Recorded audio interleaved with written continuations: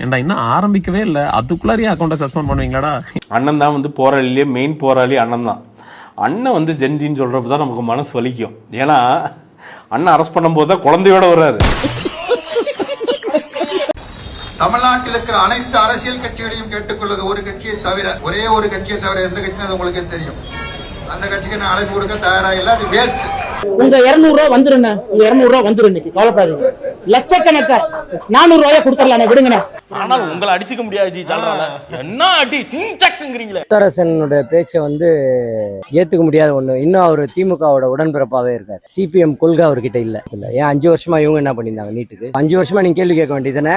நான் என்ன நினைக்கிறேன்னா, நீ என்ன நினைக்கிறது அதை நினைக்கலாம். பொண்டாடி பிள்ளை பத்தி என்னமா நினைக்கிறேன் அப்ப நான் பஞ்சாயத்துல ஒண்ணு சொல்லக்கூடாதா? சொல்லக்கூடாது. உனக்கு சொல்ல உரிமை கிடையாது. நீட்டை பத்தி தெரியாதா? நீட்டோட ஃபுல் ஃபார்மே தெரியாது பாதி அரசியல் தலைவருக்கு. நீட்டோட ஃபுல் ஃபார்ம் தெரியுமா? நிறைய பேருக்கு தெரியாது. நேஷனல் என்ட்ரன்ஸ் எலிஜிபிள் டெஸ்ட்ன்றது முக்காவாசி பேருக்கு தெரியாது. தெரியுமா? தெரியாதா? தெரியாதா? எம்பி வச்சுக்கிறீங்களே நீங்க. உண்ணாவிரத போராட்டங்களா? சொட்டு குடிநீர் கூட அருந்தாமல் உண்ணாவிரத போராட்டம் இருங்க. அறவழியில போய் உண்ணாவிரதம் இருங்க. 40 எம்பி பாராளுமன்ற உறுப்பினர் வச்சுக்கிறீங்க. எதுக்கு குடும்பத்தை வச்சுக்கிறீங்க? போங்க, 40 பேரும் போங்க. அதுல 2 பேர் தீக்குளிங்க.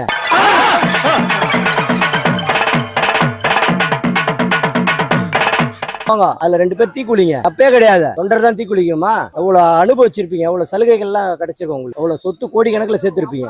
போங்க, நீட்டுக்காக நீங்க தீக்குளிங்க. அனிதா தான் தீக்குளிக்கணுமா? நீ கேட்ட ஒவ்வொரு கேள்வி என்ன செருப்பால் அடிச்ச மாதிரி இருக்குடா. நீட்டை ஒழிப்பேன், ஒரே காலத்துல நீட்டை ஒழிப்பேன்ட்டு 4 வருஷம் இதை பத்தி பிரச்சாரம் பண்ணி தானங்க நீங்க ஆட்சிக்கு வந்தீங்க. எத்தனை வாட்டி இதை சொன்னீங்க? அனிதாவை ஒரு பிரச்சார வாகனமாக திமுக பயன்படுத்தியதா இல்லையா? எவ்வளவு பெரிய கேவலம் தெரியுமா? சொத்து கோடிக்கணக்கில் சேர்த்திருப்பீங்க.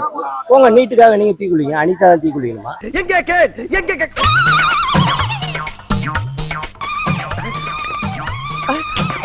திமுக ஆட்சியில் இருக்கும்போது எங்க போனாங்க இவங்க? அப்பெல்லாம் இது போல இது பண்ணல. அதுதான் இரட்டை வேஷம். அப்ப மௌனமா இருப்பாங்க. ஏன்னா அவங்களுக்கு வர வேண்டியது வராது இல்ல, அவங்களுக்கு வர வேண்டிய தொகை வந்து சேராது இல்ல.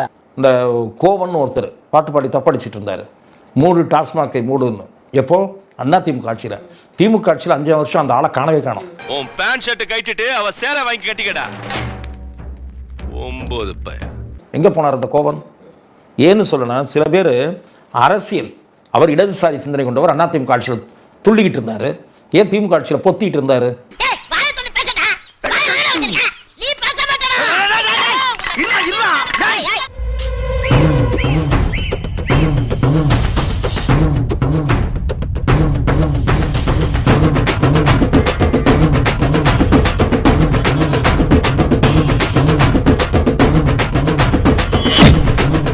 போன தேர்தலுக்கு வாங்கின அந்த தொகையை வாங்குறது அந்த விசுவாசம் காட்டுறாங்களோ? கண்டிப்பா அந்த விசுவாசத்தை இன்னும் காட்டுறாங்க. இன்னும் அரசு அதிகாரிகளும் அவங்களுக்கு தான் சப்போர்ட்டிவா இருக்கிறாங்க. பண்ணுங்க, எவ்வளவு நாள் நீங்க பண்றீங்களோ உங்க நாடகத்தை பொதுமக்களை வந்து பாத்துக்கிட்டு இருக்காங்க. வச்சு செஞ்சிருவாங்க. நெக்ஸ்ட் எலெக்ஷன் நீங்க எதிர்கட்சி அந்த சுத்தமா இழந்துருவீங்க.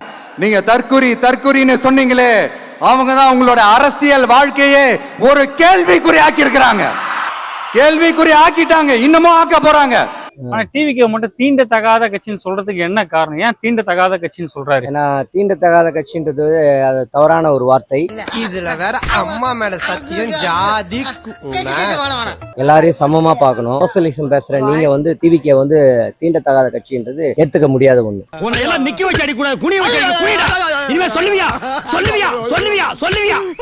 ஏன்னா ஒரு குறிப்பிட்ட ஒரு குறுகிய காலத்துக்குள்ள வந்து ஆட்சி அதிகாரத்தை கைப்பற்றினா என்ற ஒரு வைத்தறிச்சல் அவங்களுக்கும் இருக்கு. ஏன்னா உங்களால இனிமே எந்த மாநிலத்திலும் ஆட்சி அமைக்க முடியாது. அந்த அதிகாரத்தை இழந்துட்டீங்க. இதோ தமிழ்நாட்டுல ஒரு குறிப்பிட்ட 2 மாவட்டங்கள்ல ஒட்டிக்கிறீங்க. அதுவும் காணாம போயிட்டு. டேய் இப்படிலாம் பண்ணன்னு வச்சுக்கடா, நாசமா போயிருவடா, அழிஞ்சு போயிருவ. இந்த எண்ணத்தை மாத்துக்க, இல்லன்னா நீ அவ்வளவுதான்.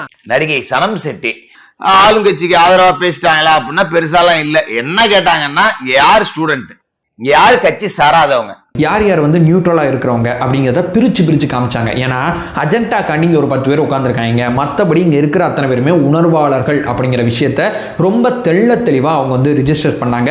அதுலதான் அந்த கொத்தூஸ் வந்து காண்டாயிட்டாங்க. என்னடா அடிமை பெண் எம்ஜிஆர் மாதிரி உருமுற? பிச்சு இந்த டீடைல் எல்லாம் கேட்ட உடனே அங்க இருந்து பூரா 200 ரூபா கொடுத்தடிப்பீங்க தானே, இப்படி கை காட்டுறானுங்க. அதோட அர்த்தம் ஓத்தாட்ட இது மாதிரி காமிச்சிருவீங்களா, உன் தங்கச்சிட்ட காமிச்சிருவீங்களா, ஒக்கால்கிட்ட காமிச்சிருவீங்களா? திமுக ஒருத்தன் காட்டுறான் இப்படி. மோத்தா உன்னை பெத்தாலா இல்ல யானை கக்குச்சாடா? நான் கேட்க மாட்டேனாங்க. திமுகவினர் பதிவு சனம் செட்டி பேசுனதுக்கும் சனம் செட்டி சினிமாவில் நடிச்சதுக்கும் சம்பந்தம் இருக்கா? மானங்கெட்டவனுங்க. எதுக்கு எதை பேசுறதுங்கிற விவஸ்தையே கிடையாது. உதயநிதி சினிமாவில் நடிச்சது இல்லையா? ஆபாசமா நடிச்சது இல்லையா? கிஸ் அடிச்சனா? உன் மேல கை வச்சனா? இல்ல லவ் பண்றேன்னு சொல்லிட்டு விட்டு எஸ்கேப் ஆயிட்டனா? இந்த வெற்றிமாறனுக்கு வருவோம். நம்ம 2017 கடைசியா நீட் போராட்டத்துல வெற்றிமாறனை பார்த்தோம். அதன் பிறகு எங்கேயுமே போராட்ட களத்துல வெற்றிமாறன் இல்ல. எனக்குன்னே வருவீங்களாடா? ஏன்ட்ட சரசம் பண்றக்கே வாட்டாப்பே உங்களை பெற்றுறாங்களா? இப்ப திடீர்னு குதிச்சிருக்காப்ல, போராளி அவதாரம் எடுத்திருக்காப்ல.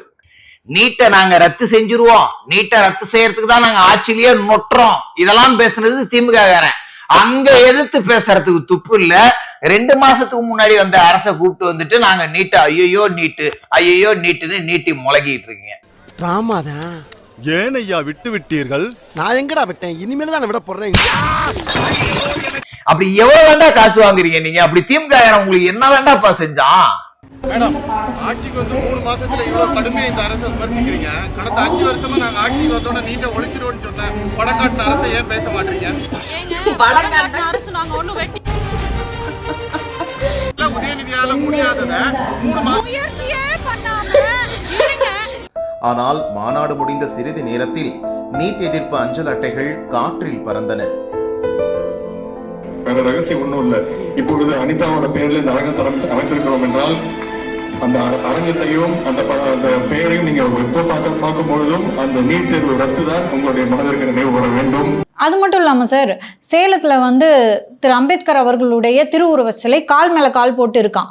அதை இன்னும் திறக்க முடியல. கடந்த 6 வருஷமாக திறக்க முடியாமல் இருக்குன்னு 2 மாதத்துக்கு முன்னாடி ஆட்சிக்கு வந்த விஜய் அவர்கள்கிட்ட கேட்குறாங்க. குச்சமே இல்லை. அந்த கோரிக்கையில் நியாயம் இருப்பதாகவே நான் பார்க்கிறேன். நான் மறுக்கவில்லை, எழுப்புங்கள் அந்த கோரிக்கையை. 5 வருஷமா ஏன் எழுப்பாம இன்னைக்கு ஏன் எழுப்புறீங்கன்ற கேள்வியும் சேர்த்து உங்ககிட்ட கேட்பேன். நேற்று வச்சு அந்த சிலை திறக்கிறதுல பஞ்சாயத்து இல்ல. 6 வருஷத்துக்கு முன்னாடி இருந்து இன்னும் திறக்கலையாம். 5 வருஷமா என்ன பண்ணிட்டு இருக்கீங்க? புளிய புடிச்சு காலை ஓடச்சு அமுக்க சொல்லுகிற குடும்பம் அது எப்படி ஒத்துக்கும்பா, அது எப்படி அமுக்கும்பா. அறிவு, அன்னைக்கு தலைமைச் செயலகம் போய் கதவை தட்டி அம்பேத்கருக்கு ஏற்படுத்தப்படும் இந்த அவமானத்தை எப்போது துடைக்க போகிறீர்கள் என்று கேள்வி எழுப்ப வேண்டியதானே? இன்னைக்கு கேட்குறீங்க, இன்னைக்கு வச்ச சிலையாது. எது சார் அவங்கள தடுத்துச்சு? வியாபாரம், காசு, பணம், துட்டு. தியேட்டர் கண்ட்ரோல் திமுக, ப்ரொடக்ஷன் திமுக. யார் ஹீரோவா நடிக்கணும், யார் ஹீரோயினா நடிக்கணும், யார் டைரக்டரா இருக்கணும்ன்றதை முடிவு பண்றது செண்பகமூர்த்தியும் உதயநிதியும் தான். அப்போ உங்களோட துறையில சுதந்திரமா செயல்படுற விடுறதுக்கு ஒரு ஆட்சி அமைஞ்சிருக்கு. அவங்கள வந்து இப்படி தொல்லை கொடுக்கறது எந்த விதத்துல நியாயம் சார்? தொல்லை கொடுக்க சொல்வதே திமுகவாக இருந்தால்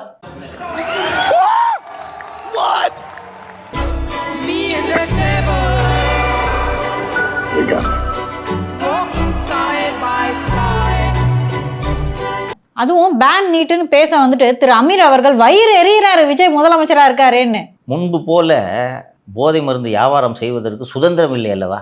பழைய ஆட்சியாக தான் நீ பாட்டுக்கு வியாபாரம் பண்ணிட்டு இருக்கலாம். சோழிங்கநல்லூரில் மெத்து கோடன் வச்சிருக்கலாம். அதற்கான வசதிகள் இப்போது குறைந்து விட்டது அல்லவா?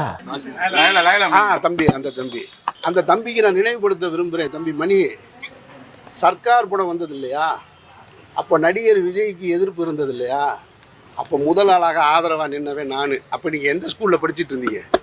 ஸ்கூலுக்கு போனீங்களா? ஸ்கூலை கட்டடிச்சு வேற எங்கேயாவது போனீங்களான்னு பாருங்க. இந்த போராட்டத்தை நாங்கள் திட்டமிட்டோம்.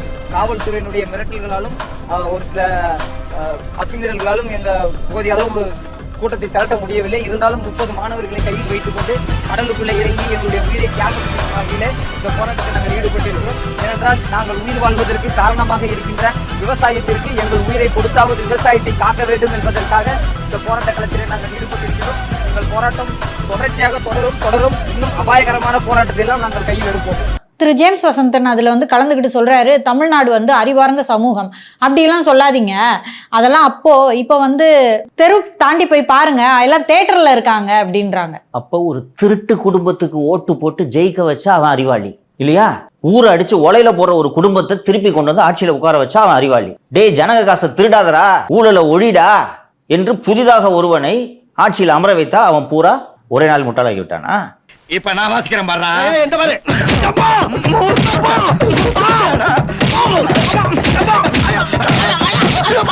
எனக்கு தெரிஞ்ச டாக்டர் புதுசா ஒரு ஆஸ்பத்திரி ஆரம்பிச்சிருக்காரு. வந்து ஒரு ஊசியை போட்டு போங்க. ஊசியை போட்டு போவா? நான் எதுக்கு ஊசி போடணும்? நீங்க முகராசியான ஆளா இருக்கீங்க. வந்து ஒரு ஊசியை போட்டு போனீங்கன்னா அப்புறம் அந்த ஆளுக்கு அதுவா வியாபாரம் ஓடிக்கும்.